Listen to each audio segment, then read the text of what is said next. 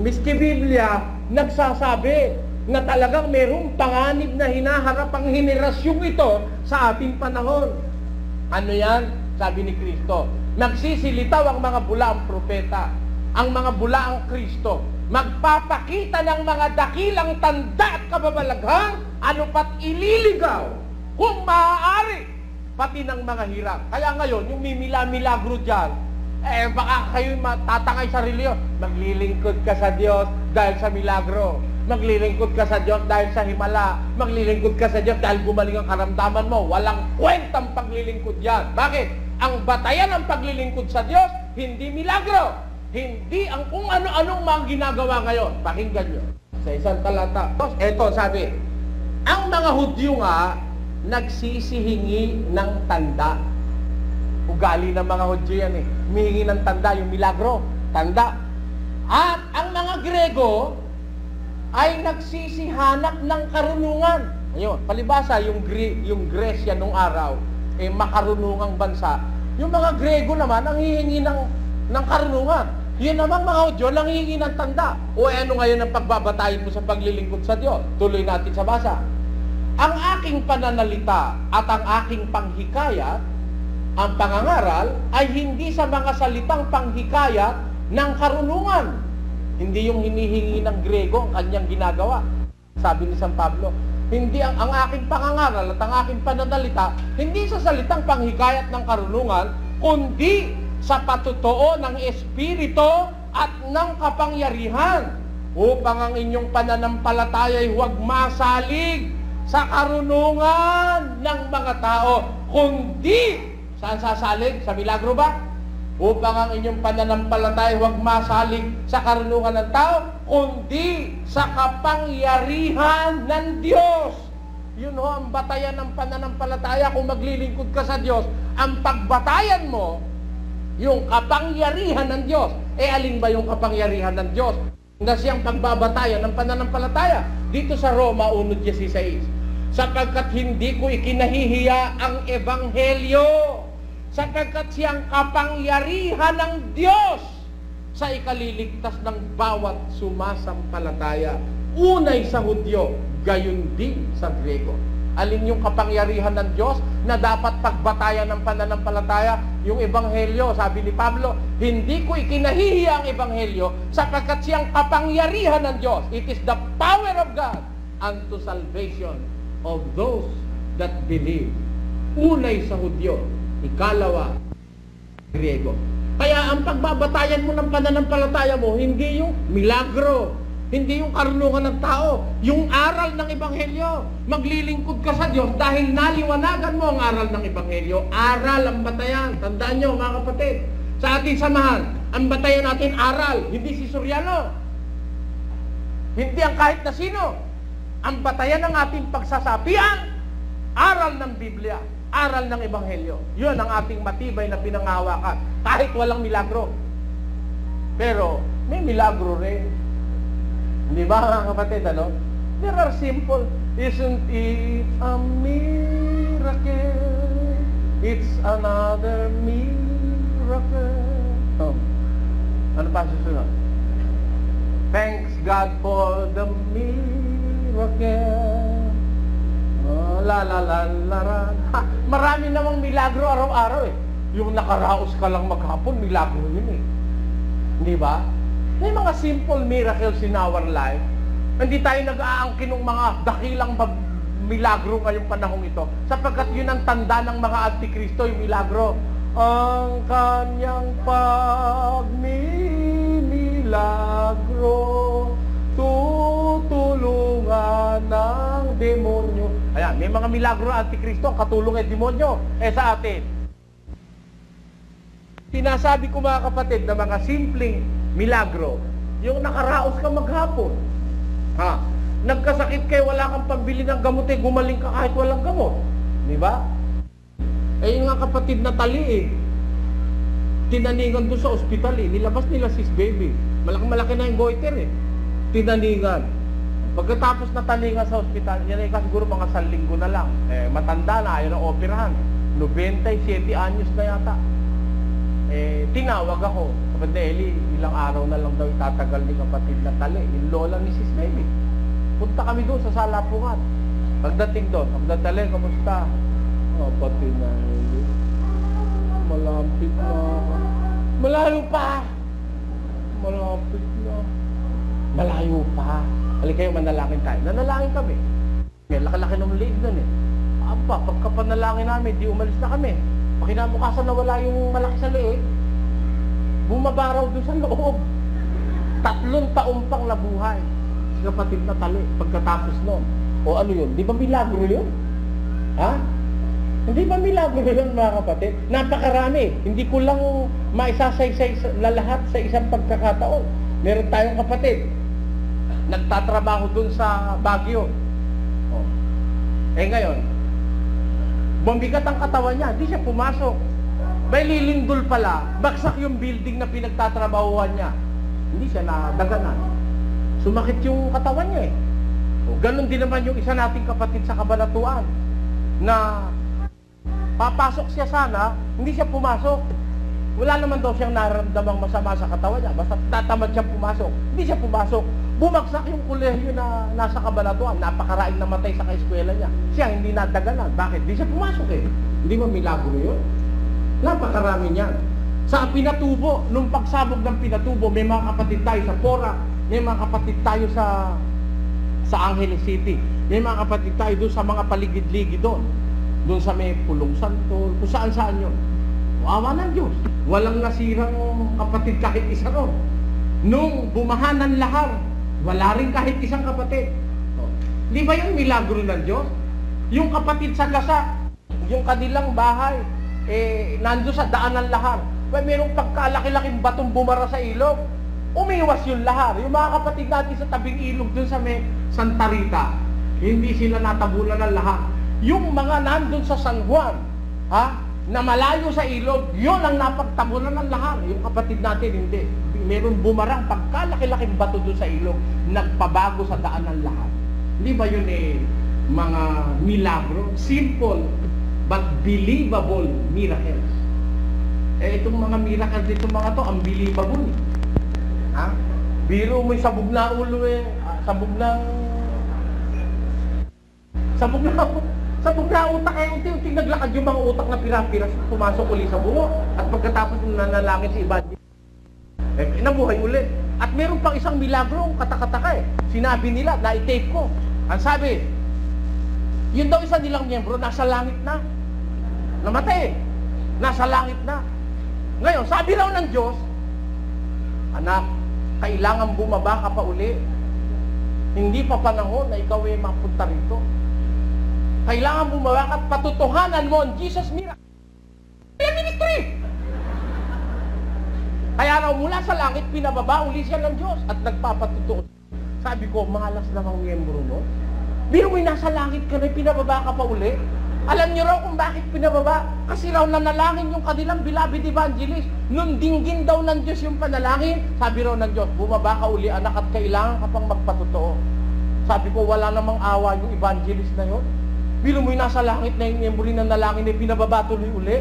Ako ba kapag nasa langit na papalit pa akong bumaba uli, ayoko lang. Sigurado na ako, Diyos. Uutusan mo na lang iba. Andito na ako napakahirap pumunta rin ko pakatapos Nandito na ako Nandito na ako, pabababain mo ako uli. Siguro sasabihin ko sa Diyos, sa buong buhay ko, Diyos, sumunod ako sa'yo. Pero ngayon, ayoko na. Bakit? Abay, nasa piling mo na ako, ayoko nang mahiwalay. Maiintindihan ako ng Diyos, hindi magagalit sa akin. Bakit? Pero kung nakarating ka na ng langit, baba ka pa uli. Yung ba totoo? Paano totoo yun? Sino nagsabi sa'yo pagkamatay ng tao pumupunta sa langit o pumupunta sa impyerno? No! Bakit? Hindi totoo ang pagkamatay ng tao pupunta na agad sa langit kagaya ng paniniwala ng iba. Ang tao pag namatay, ililibing muna. Pagkatapos, yung espiritu babalik sa Diyos. Aba, yung iba yung pupunta na raw sa purgatorio, pupunta na sa langit, pupunta na kung saan-saan destino, mayroon pang limbo. Sa inyo na pagbabasa sa Biblia yan, mga tinamaan kayo. Tinamaan kayo ng bagkat. Walang yung aral yan, Napasasamang aral yan. Mga false hopes na sinasabi nyo sa tao. Hindi kayo nagtatapat ng katotohanan. Kaya, tayo sa ating pagsasama-sama, isang katotohanang nararapat maintindihan ng mga kapatid, itong ating panahon, mapanganib ito. Bakit? Itong panahon ito, yung katuparan ng sinasabi ni Kristo, maraming lilitaw na mga bulaang propeta, bulaang Kristo, ililigaw ang marami. Paano makakapagligaw? Magpapakita ng mga dakilang tanda at kababalaghan. Kaya ako, hindi ako nagpapakita ng mga dakilang tanda at kababalaghan eh. Hindi ako nagpapakita nun. Kasi yun ang tanda ng mga antikristo, magpapakita ng mga dakilang tanda at kababalaghan. Pinakikita ba talaga? Pinakikita. Itinitelevise nga eh. Okay ba o hindi? O, itinitelevise, pinakikita. Eh si Kristo ba? Talungin mo nga ang sentido ng Biblia. Kung ikaw ay nasa sentido ng Biblia, nung si Kristo ba gumawa ng mga tanda at kababalagan, ini-advertise ba sa telebisyon? No! Ang sabi ni Kristo sa pinadilat niyang bulag, huwag mo sasabihin ako nagpadilat sa mata mo. Kita nyo? Oh, tapos sabi doon sa isa, humayo ka, huwag mo ipamamalita. Humayo ka at huwag ka na magkasala. Ang ginawa naman ito, sinuway naman ng isa, pinamalita. Kaya lang nabalita, ang namalita, yung sinabihan ni Kristo huwag ipamamalita. Pero si Kristo, hindi siya namamalita. Hindi kagaya nito mga evangelist ka, dito maraming bulog ang pinong... Nanluloko! Hindi ka kasindiwa ni Kristo. Oh, hindi ka kadiwa ni Kristo. Si Kristo ayaw itanyag. Ikaw naman tinatanyag mo masyado yung sarili mo. Yun ang katuparan ng sinabi ni Kristo. Maraming bulaang propeta lilitaw, magpapakita. Talaga ipakikita ng mga dakilang tanda at kababalaghan, ililigaw kung maaari, pati na ang mga hirang. O ngayon, kung nandyan tayo sa ganyang panahon, ano ang dapat nating gawin, mga kapatid? Pakinggan nyo. Sa isang talata, sa 4:1 ni Juan, ganito ating mababasa sa unang Juan. Mga minamahal, huwag kayong magsipaniwala sa bawat espiritu, kundi inyong subukin ng mga espiritu kung sila'y sa Diyos, sapagkat maraming nagsilitaw na mga bulaang propeta sa sanlibutan. Ano po ang sabi ng unang Juan 4:1? Mga minamahalang wika, huwag kayong maniniwala sa bawat espiritu. Kaya-rai nagkalat na espiritu dyan. Napakaraming espiritong nakakalat dyan. Ano ang gagawin natin, mga kapatid? Huwag kayong magsipaniwala sa bawat espiritu. First, bear in mind not to be a believer of every spirit. You ought to believe. You ought to be a believer, but not to believe in every spirit. Pero ano ang gagawin mo? In order not to believe in every spirit, test the spirit. Put them into test. Subukin ninyo ang mga espiritu kung sila'y sa Diyos. Sapagkat maraming nagsilitaw na mga bulaang propeta sa sanlibutan. Hindi pala naman tayo mawawala ng pag-asa eh. Meron palang sa Diyos eh. Meron. Kaya lang, yung sa Diyos, napapagitnaan ng napakaraming mga bulaang propeta at mga bulaang Kristo, mga espiritong hindi sa Diyos. Kaya huwag kayong maniniwala, subukin ninyo. Kaya ano sabi ko sa mga kapatid dito, makinig kayo, mga kapatid. Oh. Ako ba natatakot sabihin yan? Sabi ng Biblia yan eh. Huwag kayong magsipaniwala sa bawat espiritu. Subukin ninyong mga espiritu. Paano mo masusubok kung di mo makikinggan? Di ba? O ngayon, pag nakarinig kayo ng pastor at nangangaral, sasabihin, huwag kayong makikinig kay Soriano. Madedimong pusis kayo. Ha? Kabado yun. Walang tiwala sa kanyang Diyos yun.